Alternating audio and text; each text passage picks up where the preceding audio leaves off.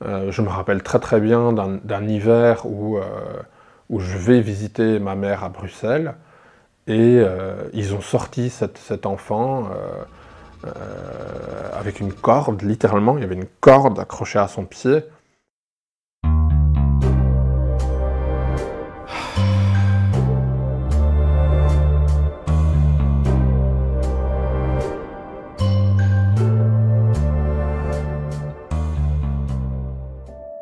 Au cassé pour Ogyen Kunzang Choling, qui est donc le sigle de cette communauté bouddhiste qui va naître dans les années 70 et qui, dans le courant des années 70, en fait, va déjà commencer à se transformer en une forme de dérive sectaire.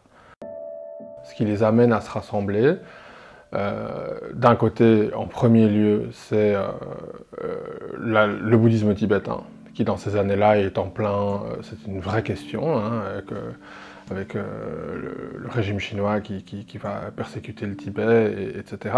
Donc c'est une vraie question dans ces années-là, et à côté de ça, il y a la figure de Robert Spatz, qui va un peu fédérer en fait ces gens autour d'une compréhension du bouddhisme tibétain qui est déjà elle-même complètement occidentalisée en fait, qui est pré-mâchée pour un public occidental, et qui va servir en fait à Robert Spatz pour asseoir une forme d'influence, de contrôle, de manipulation au fur et à mesure des années sur l'ensemble des adeptes de l'OKC.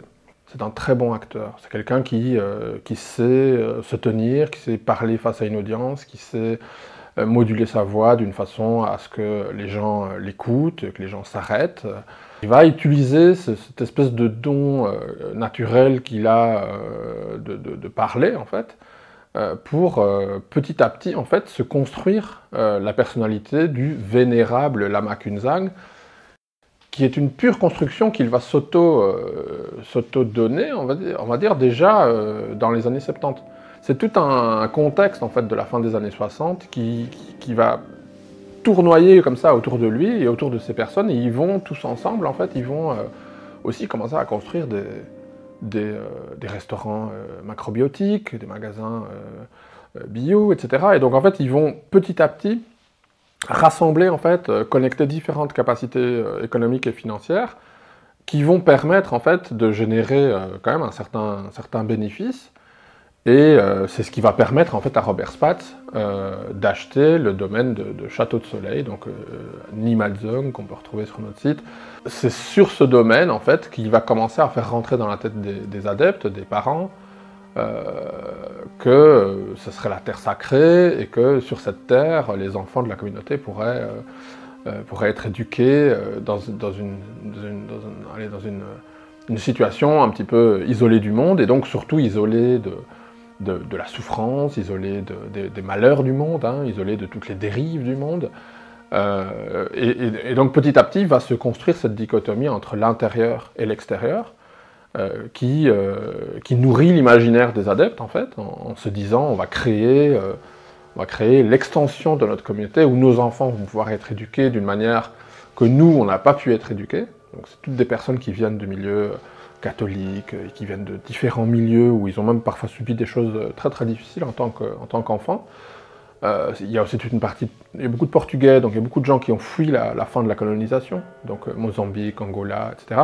Beaucoup de personnes en fait qui fuient des contextes familiaux difficiles et qui retrouvent dans la communauté un moyen de se dire on va construire une alternative, et en plus c'est notre alternative, donc ils voient ça vraiment comme une espèce d'utopie concrète, et c'est cette utopie concrète en fait qui va leur glisser entre les mains sous le contrôle de Robert Spatz.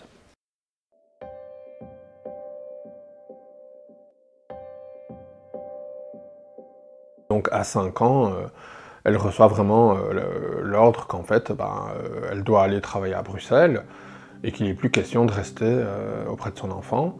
Mais je me rappelle du jour où elle est partie, de cette voiture qui part vers Bruxelles, et puis c'est tout. Et puis tu te retrouves seul sur place. Oui, tu es entouré d'autres enfants, il y a cette dame qui s'occupe de tous les enfants, qui tantôt est très sévère, parfois violente, tantôt est très aimante. Et elle applique en fait les règles de Robert Spatz, qui est de ne pas montrer d'émotion, de ne pas créer de liens trop affectifs avec ses enfants. Robert Spatz, il dit les parents ont des tares chromosomiques. Donc il va dire, il prétend qu'il y a un certain bagage karmique qui serait inscrit dans les gènes des parents, et que si tu laisses des parents éduquer leurs enfants, ils vont leur transmettre X et Y. On voyait nos parents entre 1, 2, 3 fois par an. Le mieux pour un enfant, c'est qu'il soit coupé de ses parents. Alors étrangement, il n'applique pas du tout ça à ses propres enfants, puisque Robert Spatz a eu 3 enfants, et ces 3 enfants sont nés en Belgique, à Bruxelles, et venaient à Château de Soleil en vacances. Sur ce qui était le centre de notre vie quotidienne, qui étaient les pratiques le matin, qui pouvaient durer 2 heures, les pratiques du soir qui pouvaient durer 2 heures aussi. Et donc ça voulait dire que tu te levais, tu te mettais un peu d'eau sur le visage et tu allais au temple. Tu vois, tu arrives et la première chose que tu fais, c'est que tu te prosternes devant l'autel, tu fais 3 prosternations, puis tu vas t'asseoir. Tu allais au temple, tu restais assis au temple avec un espèce de petit, comme un petit tissu rouge, comme les moines tibétains, hein, comme ça, tout le monde était assis, chaque éducateur avait comme ça une dizaine d'enfants autour de lui, et donc il y avait comme ça le temple, avec au fond l'autel, les tankas, des trucs gigantesques, avec des peintures tibétaines partout, enfin voilà, c'est hyper, c'est presque agressif en fait, hein, tellement c'est riche en couleurs et en symboles partout, etc. La discipline est très dure. En tout cas, nous, on avait mon groupe de garçons, on avait un éducateur qui est derrière en fait toute une série d'abus physiques sur mon groupe pour nous mettre droit. Il prenait un bic et il nous piquait dans le dos avec ce bic. Ça faisait très mal. C'était une souffrance, quoi. Tout d'un coup, t'as quelqu'un qui t'enfonce un pic dans le dos. Et si c'était pas ça, il venait dans ton dos, il prenait la peau et il te tournait la peau, ou il te prenait l'oreille, ou il te pinçait dans la nuque. C'était quelqu'un qui était violent en fait avec les enfants. Il y avait une dame qui s'appelait Normélia, qui était d'une violence avec des enfants qui étaient des bébés, quoi. Des enfants qui avaient 2, 3, 4 ans. C'était des punitions, parce que c'est ça, hein, la discipline c'est aussi ça, c'était des punitions, des privations de nourriture, c'était courir autour de l'air sacré, donc il y avait une espèce de grand rond de pierre en face du château, qui devait faire comme ça, je sais pas moi, une trentaine de mètres de diamètre, et ils nous envoyaient courir autour de ce truc. Ils nous envoyaient courir autour de ce truc quand il neigeait, quand il pleuvait, quand il faisait froid, quand il faisait chaud, n'importe quand. Les privations de nourriture, c'était des monnaies courantes. Recevoir une baffe, une gifle, par derrière, comme ça, un peu dans ton oreille, c'était quelque chose qui arrivait. Il y avait de la violence tout le temps, en fait. Par petites doses, par-ci, par-là, paf. Les adultes administraient la doctrine de Robert Spatz. Les adultes faisaient des réunions pour savoir comment il fallait battre les garçons. Et il y avait une différence entre les punitions des filles et les punitions des garçons.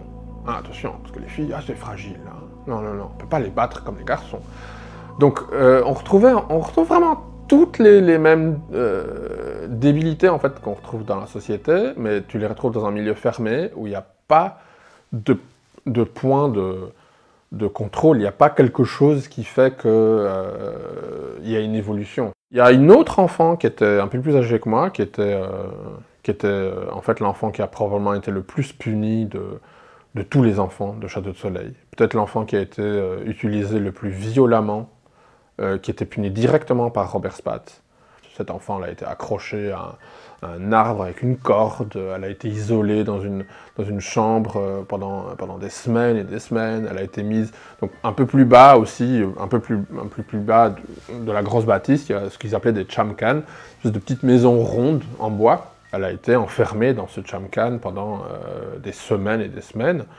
Je me rappelle très très bien d'un hiver où où je vais visiter ma mère à Bruxelles, et ils ont sorti cet enfant avec une corde, littéralement, il y avait une corde accrochée à son pied, et ils l'ont mise dans la camionnette, et elle est partie à Bruxelles rejoindre ses parents, et à ce moment-là, elle a vraiment quitté Château de Soleil. Cet enfant a été humilié, battu, terrorisé par des adultes qui voulaient la contrôler. Il n'y a personne qui s'est demandé pourquoi est-ce qu'elle se révoltait comme ça, face à, en fait, au type de vie en fait, qu'on nous imposait. Je pense que c'était peut-être la plus brave d'entre nous. La rengaine habituelle d'un monde d'adultes qui, au lieu de se poser des questions sur sa construction, estime qu'un enfant qui se révolte contre des injustices monumentales est un enfant difficile. Je pense que nous tous, en fait, on a grandi avec la perception que cet enfant avait été utilisé comme un espèce d'exemple de châtiment total. Et pendant des années, et des années, et des années, même nous, en tant qu'enfants, on l'appelait la folle.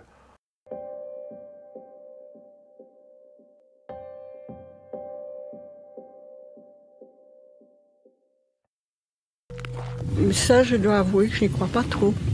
Si on voit le cas des jeunes qui ont avancé ça, c'est des personnes avec de gros problèmes antécédents au fait qu'ils dénoncent.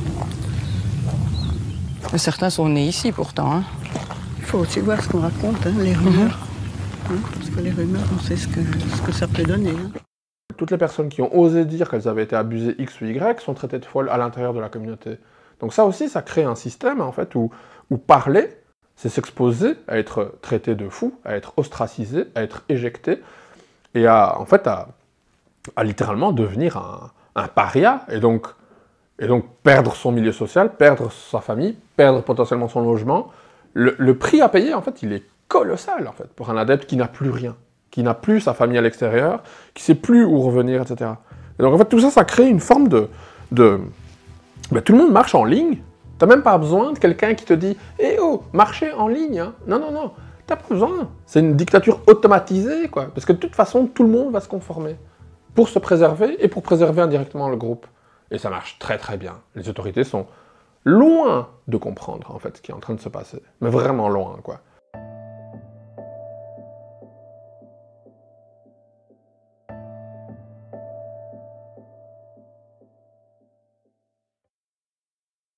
La perquisition au Portugal, en fait, elle a rien donné. Elle a rien du tout donné, parce que nous, en fait, on voit des policiers en civil. Je me rappelle, il y en a un, il avait une chemise hawaïenne avec des fleurs. Donc t'as un type avec une chemise hawaïenne avec des fleurs, des lunettes et un chapeau de touriste, qui vient te poser des questions et qui dit « Oui, alors il paraît que vous avez vécu des choses un peu pas conventionnelles, vous pouvez nous raconter ?» Et nous, on le regarde comme ça, on dit « Mais toi, t'es un con de l'extérieur. Qu'est-ce que tu veux que je te raconte et quoi? Tu comprends rien. » Donc toi, en tant qu'enfant, en tant que jeune adolescent à ce moment-là, tu juges fort, en fait, les autres. Tu as été entraîné toute ta vie à créer une distinction énorme, un gouffre énorme entre ceux qui sont dedans et ceux qui sont dehors. Et ceux qui sont dehors, on peut leur mentir. On peut faire tout ce qu'on veut, on peut faire l'envers du bouddhisme. Ils sont dehors, tu leur racontes ce que tu veux. Tout ce que tu dois faire, c'est protéger le groupe. Moi, je me dis, oui, on a été battus. C'est le terme qu'on utilise. Le terme que la justice liégeoise a préféré, c'était de la torture. Moi, dans mes pensées, je sais que j'ai été battu. Je sais qu'on a eu des éducateurs violents, je sais qu'on a reçu des baffes, des privations de nourriture, qu'on s'est procédé dans le gel, qu'on a vécu des choses violentes pour des enfants. Mais ça reste des pensées en interne. Ça reste pas, c'est pas des choses que je sais formuler. Tout le monde se conforme à la doxa du groupe. C'est-à-dire qu'il va y avoir 300 parents quasiment en tout, 300 adeptes qui vont être interrogés en Belgique par la BSR. Tous ces parents, si on lit aujourd'hui, si on va au greffe de Liège et qu'on prend les résultats de ces interrogations, on se rend compte qu'il y a 200 personnes qui racontent presque mot pour mot la même chose. Il n'y a personne qui se dit « Tiens, c'est bizarre, ils racontent tous quand même vachement la même chose avec les mêmes mots, les mêmes manières, les mêmes explications. Tout le monde raconte la même chose. » Et il y a des indices très forts. Tout le monde dit que c'est Lama Kunzang, Robert Spatz qui dirige la communauté. Tout le monde dit certaines choses. En fait, certaines choses sont criantes, en fait, si on savait les regarder avec le recul et une compréhension sur comment fonctionne un milieu sectaire. Je ne pense pas du tout que les policiers qui ont été confrontés à tout ça étaient vraiment formés. Pas plus que les magistrats, pas plus que les juges. Non, ils n'étaient pas formés à gérer cette matière. Et donc du coup, à un moment donné de l'instruction entre 1997 et les années 2000, il y a même un juge qui va dire « on ne peut pas empêcher les gens d'être masochistes ». Tout est empilé. Et donc, si tu quittes et que tu déclares fait d'armes, tu perds tout le monde. L'apprentissage de la liberté, c'est vraiment... c'est une autonomie. Sans autonomie, tu peux pas être libre, quoi. Tu peux pas te forger une opinion sur quoi que ce soit si tu n'as pas un endroit où poser tes pieds au sec et un toit. Je pense que sortir d'une secte, c'est quelque chose qui se fait par étapes. C'est quelque chose qui peut être fait totalement. Ça, moi, j'en suis vraiment persuadé. On est dans une transition pendant peut-être des années, mais à un moment donné, on a quitté. À un moment donné, on est vraiment sorti. Et puis, il y a des étapes aussi où on passe par une réappropriation du langage, une réappropriation de l'identité, de sa propre personnalité, de ses propres goûts. Pendant longtemps, il y avait des restes. La notion de karma, par exemple, c'est quelque chose qui m'a pris longtemps à dépolluer, on va dire, de mes propres mécanismes internes, de mes propres pensées internes.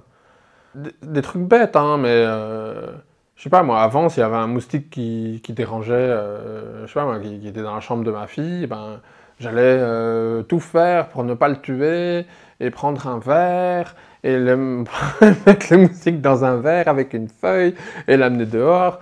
Aujourd'hui, je le nique, et puis c'est terminé, quoi, on n'en parle plus, quoi. C'est pas évident, je dis pas que c'est facile, et je pense que je suis passé par le chemin, et aujourd'hui, je suis autonome, je suis dans un certain équilibre, je mène ma vie à 100%. C'est pas facile, mais je pense que c'est ouvert à tous, quoi.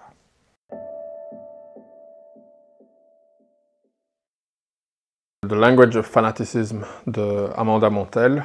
Et je pense que ce bouquin il m'a énormément aidé en fait à dépouiller mon propre langage. Tu vois. Donc au lieu de dire le lama, c'est déjà dire le nom de la personne, Robert Spatz.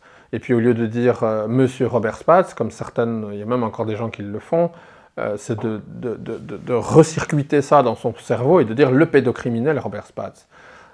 Et comme ça sur tout en fait. Surtout sur des mots qui étaient utilisés dans le contexte sectaire. Ça change notre perception de comment on s'adresse aux choses et comment on sort en fait de cette relation de manipulation, de domination. C'est aussi un mythe, c'est que les gens ils se disent « Ah non, moi je tomberai jamais dans une secte ».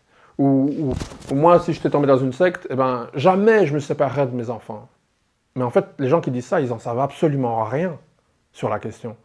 Ils ne se rendent pas du tout compte, en fait, du contexte dans lequel tu te retrouves à faire des choses contre tes propres valeurs. Le film The Wave, je sais pas si tu as vu, ou une expérience très connue, un prof qui en quelques semaines fait passer toute sa classe sous une forme de dictature dans sa classe. Et tout part de l'origine de certains élèves qui demandent « Mais comment ça se fait que les Allemands, ils ont suivi Hitler? Qu'est-ce qui s'est passé pour qu'il y ait cette espèce de ferveur nationale et qu'ils aient tous suivi cet individu ?» Ce film, il est excellent, parce qu'en fait, il montre presque en temps réel comment toute une série de personnes se mettent à adopter des comportements, à espionner leurs voisins, à provoquer des conformités pour que tout le monde rentre dans un certain créneau et suive en fait la direction principale qui est imposée depuis la verticalité.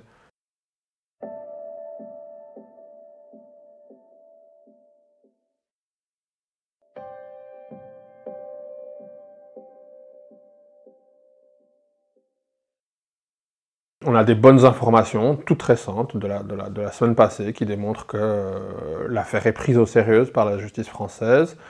Il va y avoir des suites, et donc on est de plus en plus confiant sur la future tenue d'un procès en France, qui va nous permettre de, cette fois-ci, on pense,